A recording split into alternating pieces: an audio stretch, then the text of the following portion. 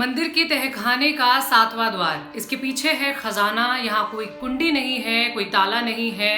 अंदर क्या कैसा खजाना है किसी को पता नहीं है।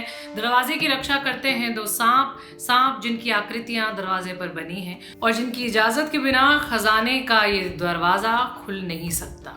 तो ये सांप इजाजत कैसे और किसे देते हैं, ये सवाल है। इस दरवाजे को कोई सिद्ध पुरुष या कोई योगी ही खोल सकता है, गरुड़ मंत्र के शुद्ध और स्पष्ट उच्चारण के द्वारा। लेकिन ध्यान रहे, उच्चारण सही नहीं हुआ तो मृत्यु हो सकती है। ये कहानी, ये जनश्रुति प्रचलित है एक मंदिर के लिए, दुनिया का सबसे अमीर मंदिर जिसके पास है 75 लाख करोड़ रुपए की संपत्ति फोर्ब्स के एक आंकलन के अनुसार, और जिसके स्वामित्व पर विवाद इस कदर छिड़ा कि फैसला सुप्रीम कोर्ट को करना पड़ा।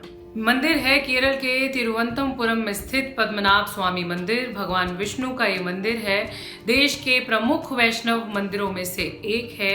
इस मंदिर की संपत्ति पर किसका हक है, इसके मैनेजमेंट और रखरखाव का जिम्मा कौन संभालेगा, इन सवालों का जवाब सुप्रीम कोर्ट ने दिया है 13 जुलाई को जस्टिस यूयू ललित और जस्टिस इंदु मल्होत्रा के बेंच ने। बात ये थी कि मंदिर के रखरखाव और मैनेजमेंट का जिम्मा कौन संभालेगा, राज्य सरकार या Travancore royal family. Travancore royal family जिसके पुरखों ने कभी मंदिर बनवाया था। 2011 में केरल हाई कोर्ट ने फैसला राज्य सरकार के पक्ष में दिया था। त्रावणकोर रॉयल फैमिली ने इस फैसले को सुप्रीम कोर्ट में चुनौती दी। 9 साल बाद अब फैसला आया है। कोर्ट ने कहा है कि पद्मनाभ स्वामी मंदिर के रखरखाव और मैनेजमेंट का जिम्मा त्रावणकोर रॉयल फैमिली के पास ही रहेगा। मंदिर का निर्माण कराने वाले त्रावणकोर के राजा की मृत्यु उनके परिवार को इस अधिकार से वंचित नहीं कर सकती। कोर्ट ने यह भी निर्देश दिया है कि मंदिर से जुड़े मामलों को संभालने के लिए एक समिति बनाई जाए। तिरुवनंतपुरम के जिला जज इस समिति के चेयरपर्सन होंगे। समिति के सभी सदस्य हिंदू होंगे। अब मंदिर की बात करते हैं। पद्मनाभ मंदिर के इतिहास की जड़ें 6वीं सदी तक जाती हैं। 1750 में त्रावणकोर के महाराज मार्तंड वर्मा ने खुद को भगवान का सेवक यानी पद्मनाभ दास बताते हुए अपने जीवन और संपत्ति को पद्मनाभ को समर्पित कर दिया था। उन्होंने मंदिर का जीर्णोद्धार कराया। मंदिर को वो स्वरूप मिला जो कमोबेश आज भी है। 1947 तक त्रावणकोर के राजाओं ने यहाँ शासन किया और मंदिर का कामकाज और मैनेजमेंट संभाला। अब 2014 पर आते हैं। 2014 में मैनेजमेंट वाला जो सीन था वो बदला। इसके बाद से ये काम एक ट्रस्ट के पास आ गया। इस ट्रस्ट का चेयरपर्सन शाही परिवार का ही कोई व्यक्ति रहता था। ये व्यवस्था अप्रैल 2014 तक चली, जब सुप्रीम कोर्ट ने कह दिया कि अब एक अंतरिम समिति बनाई जाए, जिला जज इसकी अध्यक्षता करें और नया फैसला आने तक ये समिति ही मंदिर का रखरखाव करेगी। अब सवाल है कि मंदिर के 7वें दरवाजे के पीछे क्या है।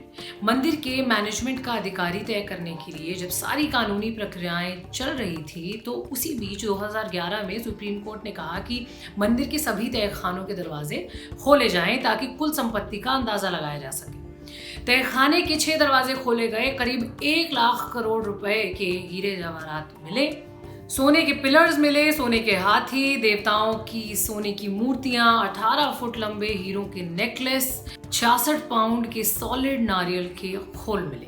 अब बारी थी तहखाने का 7वां दरवाजा खोलने की। वही दरवाजा जिसे शापित माना जाता है, जिसके बारे में त्रावणकोर परिवार के मार्तंड वर्मा ने कहा, दरवाजा खुला तो प्रलय आएगी, इस रहस्य को रहस्य ही रहने दिया जाए। 1931 में दरवाजा खोलने की कोशिश की गई थी। तब हजारों नागों ने तहखानों को घेर लिया था। लोगों को जान बचाकर भागना पड़ा था। 1908 में भी ऐसी ही एक असफल कोशिश की गई थी, ये बोला जाता है। अब सुप्रीम कोर्ट ने मंदिर से जुड़ी आस्थाओं का सम्मान करते हुए 7वां दरवाजा खोलने से रोक दिया है, यानी कई 100 साल से बंद ये दरवाजा बंद ही रहेगा।